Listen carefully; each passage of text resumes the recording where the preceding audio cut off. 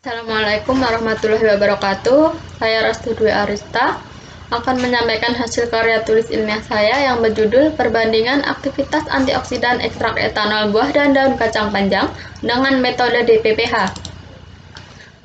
Latar belakang dalam penelitian saya, kita harus selalu menerapkan pola hidup sehat agar terhindar dari penyakit-penyakit degeneratif meliputi kanker, ginjal, diabetes, penuaan dini yang disebabkan karena efek dari radikal bebas.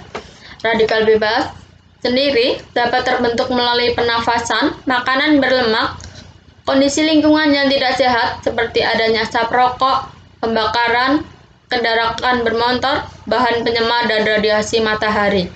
Oleh sebab itu, tubuh memerlukan suatu substansi penting untuk melindungi sel-sel dari kerusakan akibat dari radikal bebas, yaitu adalah senyawa antioksidan. Senyawa antioksidan secara alami banyak ditemukan pada tumbuh-tumbuhan, yaitu pada tanaman kacang panjang. Pada tanaman kacang panjang memiliki senyawa metabolit sekunder yang memiliki potensi alami sebagai antioksidan, yaitu senyawa flavonoid, polifenol, dan senyawa lain. Dengan latar belakang tersebut, saya mencoba membandingkan aktivitas antioksidan pada buah dan daun kacang panjang dengan metode DPPH. Rumusan masalah: berapa aktivitas antioksidan yang ditunjukkan dengan nilai AC50 ekstrak etanol buah kacang panjang? Berapakah aktivitas antioksidan yang ditunjukkan dengan nilai AC50 ekstrak etanol daun kacang panjang? Adakah perbedaan aktivitas antioksidan ekstrak etanol buah dan daun kacang panjang?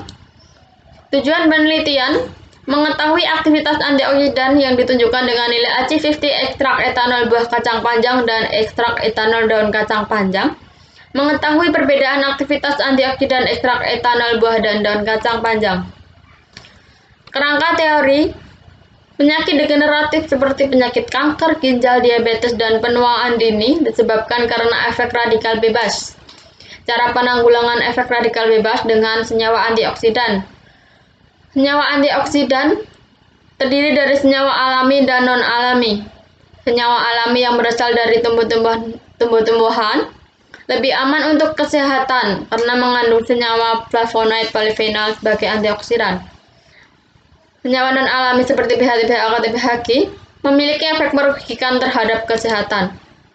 Kerangka konsep: buah dan daun kacang panjang diekstraksi menggunakan pelarut etanol, menghasilkan ekstrak etanol buah dan daun kacang panjang. Pada ekstrak tersebut memiliki kandungan senyawa antioksidan. Lalu diuji aktivitas antioksidannya dan akan diketahui perbandingan aktivitas antioksidan pada kedua sampel tersebut. Metodologi penelitian: jenis penelitian yang dilakukan adalah analisis non-eksperimental. Tempat dan waktu penelitian di Laboratorium Farmakologi dan Laboratorium Teknologi Farmasi Poltekkes BSI. Waktu bulan Desember 2019 hingga April 2020.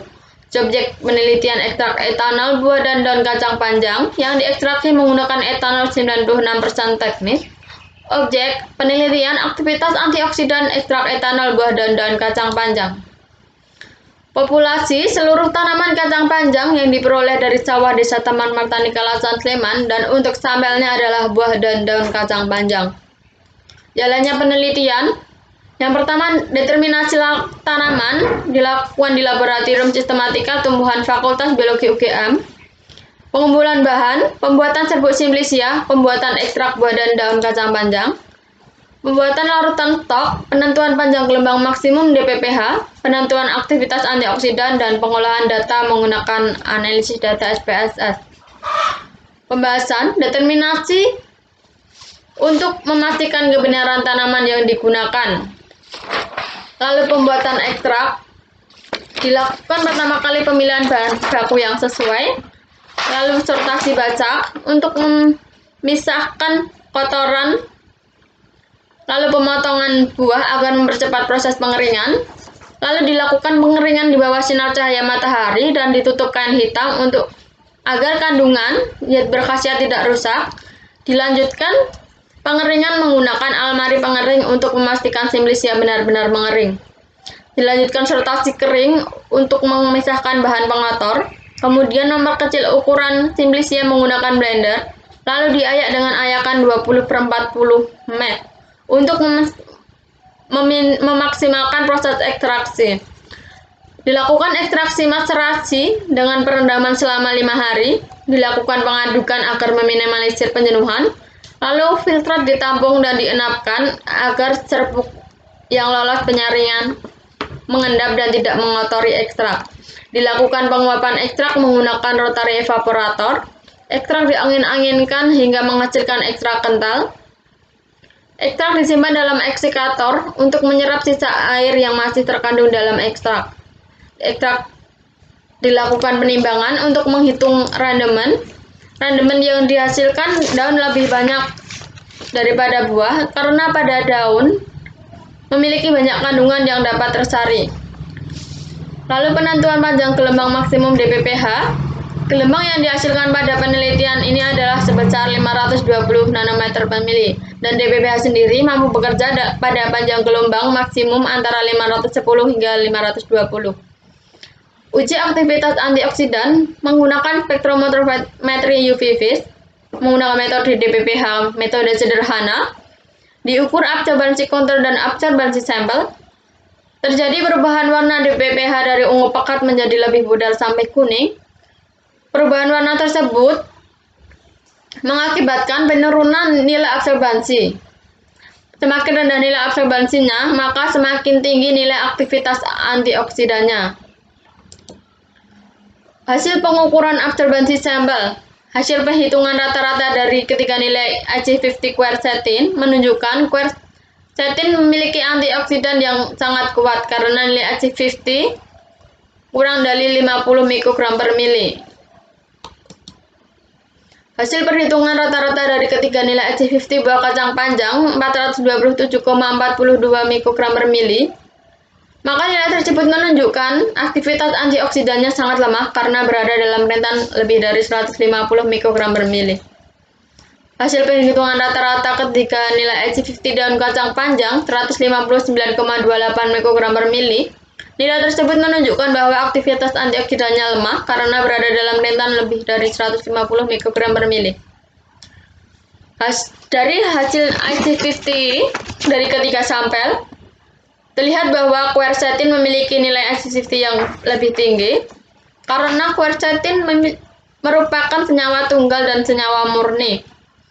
Sedangkan daun kacang panjang memiliki nilai IC50 lebih tinggi daripada buah kacang panjang karena pada daun kacang panjang memiliki senyawa aktif sebagai antioksidan lebih banyak daripada buahnya.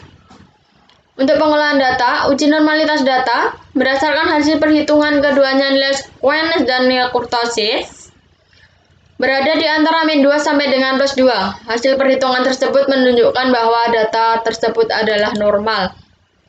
Untuk tes homogenitas, nilai probabilitas yang diperoleh 0,072 lebih dari 0,05, maka terlihat bahwa distribusi dari ketiga varian adalah homogen.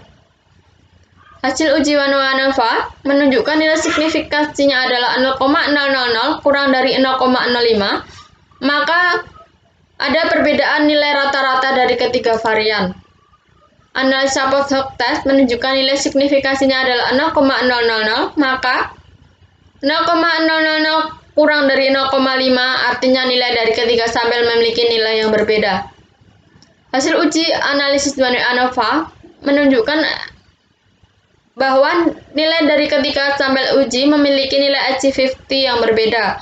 Nilai IC50 yang paling bagus adalah quercetin, sedangkan untuk ekstrak etanol daun kacang panjang memulai nilai lebih bagus daripada ekstrak etanol buah kacang panjang. Kesimpulan, ekstrak etanol buah kacang panjang memiliki aktivitas antioksidan yang sangat lemah, dengan nilai IC50 sebesar 427,41. Ekstrak etanol daun kacang panjang memiliki aktivitas antioksidan yang lemah dengan nilai IC50 sebesar 159,28 mikrogram per mili. Ada perbedaan yang signifikan aktivitas antioksidan antara ekstrak etanol daun kacang panjang dan buah kacang panjang. Aktivitas antioksidan daun kacang panjang lebih tinggi dibanding buah kacang panjang. Sekian dari saya. Wassalamualaikum warahmatullahi wabarakatuh.